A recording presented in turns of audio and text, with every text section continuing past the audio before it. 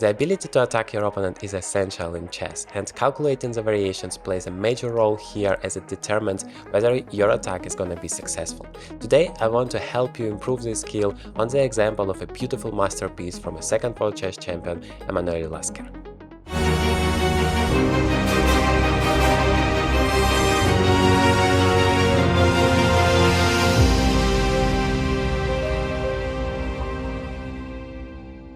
So Lasker played this game as white. The game started with move f4, not a move I would really recommend you to play in every game, but well, it's not about the opening, it's rather about the skill of calculating the variation, so let's go on. He continued with the move e3 here, knight f6, b3, e6, bishop goes to b2, and Lasker wants his bishop to be as active as possible from the very beginning of the game, and well, of course, that's just a monster here. Bishop b7 and bishop d3. Now you can see that both of the bishops are looking this side, so if blacks ever makes short castles, and we are gonna see that it happened later on in the game, then those bishops would be incredibly sharp in terms of providing some opportunity to attack. Black played b6 here, knight went to c3, bishop b7, knight f3. You can notice that white is trying to develop every piece with every move. That is essential in the opening, to develop all of your pieces as fast as possible and as active as possible. You can see that those bishops are potentially very dangerous, but also those knights are active. This knight might jump to e5 or g5, and this one, well, we will see it's gonna play a role too. Knight b to d7, castles. Of course, before you really start your attack, it's essential to make sure that your king is safe, so you shouldn't worry about it later on, and you can really focus on your attack and destroy your opponent. Black continued with castles, and yeah, now the first step is completed, so the king is there. We need to figure out how we can start our attack here. So Lasker started to remaneuver the knight here, opening up the bishop, and of course the knight wasn't doing much on c3, so now Lasker wants to find a good way to activate it. And of course we want to attack on the king side, that is why we want to bring the knight here, and yeah, maybe it's gonna help. So black played here c5, knight went to g3, the knight is already pretty active here, and actually there are both of the knights, and we have a lot of pieces to start the attack. And now the first moment for you to find the right move for white, so pause the video for a second. How will you continue the attack for white? Okay, hopefully you have found it. We have to go forward, we have to make an active move, and the right move here is knight to e5. Like, it's definitely not the only move, but that's the move that Lasker chose to start the attack. It's very active here. Black took it immediately because, well, it's hard to leave with such a knight. Of course, objectively it was better to just ignore it altogether and maybe start some counter-attack, but, well, the opponent said, I don't really want to leave with it, I want to remove it. And so here are two options for white, whether you take it with a pawn or with a bishop, and actually both are very promising. Objectively, the best move according to the engine is to take it with a pawn, although from a human perspective it seems a little bit counterintuitive because you block your own bishop, so the bishop is pretty much useless here. But, well, there are so many other pieces, and also you make this move with a tempo, you open up the f-file, so that would have been a huge advantage for white here. Nevertheless, Lasker took here with a bishop. The bishop is very strong, it's also a move with a tempo, and he said, well, the bishop is gonna be still open, that I need it for my attack, so I'm gonna do that. So black played queen to c6, well, maybe preparing also some ideas here, some threats. Queen went to e2, just continuing the development. Remember, you want to bring all of the pieces to the attack, and also this queen is defending the g2 pawn, so always remember about your opponent's counterplay. It doesn't matter how dangerous your attack is. When your opponent makes a move, just forget about everything for a second, forget about all of your ideas, and try to focus on your opponent's move. Like, he played queen c6. What is the point of it? Well, he wants to create some danger on the diagonal. Is it dangerous? Yes, because I can just get checkmated. So can I deal with this threat, but at the same time do something useful for me? Yes, I can play queen e2, that would develop my queen, that would connect the rooks, and that would defend this g2 pawn. Okay, so now black played the move a6, that is a developing move and also creating some counter threat ideas. So b5, c4 would be great for black to play, but the problem is it's just too slow because white is the first one to attack. Also on the queen side, there is no king to attack, so it can't be that dangerous. Whereas white is attacking the king now, and well, that is very, very dangerous for black. So now try to pause the video for a second and find the best move for white. Okay, I hope you have done it. The right move is knight to h5. It's a very, very dangerous move for white because we are attacking this knight, we are attacking this pawn on g7, and we are just giving a lot of opportunities to ourselves later on in the game. So, well, black decided I must take it because otherwise it's just too dangerous for me. And here is the key moment. Hopefully you have found the second move. If not, try to pause it now and find the best move for white. So the problem with the obvious move queen takes h5 is that black is gonna play f5. Now this bishop is completely blocked and it doesn't participate in the attack at all. This guy is very active, but black's next move is bishop f6, and he's gonna exchange this one, and then the attack is pretty much over. You just don't have enough pieces to continue the attack. So just taking on h5 wouldn't be enough. Instead, the right move is bishop takes h7, sacrificing the bishop. But of course, before such a commitment, you must calculate the variations properly. So how would you go about that?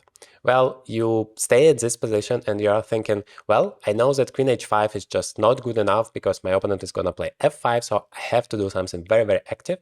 And then you always should start with the checks. The formula to find the best move in every chess position is the following: checks, captures, threats. So first of all, you are looking at checks, and bishop h7 is the only check in this position. So you must start with it. And then you proceed with the calculation. Well, of course, you should always start with the most active opportunities for your opponent too, not only for yourself. So king h8 would be a passive move that's not dangerous for you. You can just take the knight and win the game.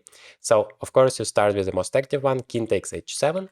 Now, well, you have the only check, reasonable check, you have queen d3, but your opponent can just block it. So the only reasonable check is to take the knight with the check, queen takes h5. Now the only move is king to g8, and now is the key moment in the position, because you have to find the continuation of this attack. If you do something normal, something passive, or even if you continue your plan with something like rook to f3, which seems to be active because you want to bring your rook to h3, give a checkmate, you want to bring your rook to g3 and also give a checkmate. But the problem is you have to find those moves for your opponents too. And so you should be in black's shoes now and try to think, well, how could I defend against those threats? I have to block this bishop, and I also have to create some escape squares for my king. So the way to do it is to play f6. And then the problem is if you play rook h3, it's not a checkmate threat anymore because the king is going to escape, and otherwise your bishop is completely blocked and the attack seems to be over here. So it means that rook f3 is just not strong enough. Of course, you should do all of that in your mind here before you play bishop takes h7. And I understand that is difficult, that is a multiple move variation, but that is a very good exercise here to train your ability and to improve your tactics ability. So once again, bishop takes h7, king takes h7, queen takes h5, check, king g8. In this key position, we should try to find a better move than rook f3. What else could we do? Well, we obviously can play queen g4 and create a checkmate threat in one, but we have the same problem. Black is gonna play f6, block this bishop, and now how do we continue? The e6 pawn is protected, our bishop is hanging. If we go back, then we are gonna be way too passive. Black has an extra bishop, and the attack seems to be over. So queen g4 is too passive, and now remember the formula, always use it. Checks, captures, and threats. It works literally in every case. So, do we have any checks? Well, the only thing we have is some queen sacrifices, but obviously it's not going to work. Then the captures. Well, except for queen takes f7, which we have already seen doesn't work, there is bishop takes g7. Does it make sense? Yes, it makes sense because we create an immediate checkmate threat in one. And so we have to continue the variation. What is the most active move for black? Obviously, king takes g7. And do we have any follow-ups? And once again, we start with a check. Well, we have the only check here possible. Actually, there are two, queen e5 and queen g4. If you have multiple checks, you have to check all of them. Let's start with the queen e5. The problem with this move is the same as last time. Black plays f6 and we don't have any follow-up. Everything is protected and the attack is over. So queen g4 is the only one left. We have to calculate where should the king go. It can go to f6. Do we have a follow-up? Yes, we have queen g5 and that's a checkmate. So the only way for the king to escape is to go somewhere to the h file.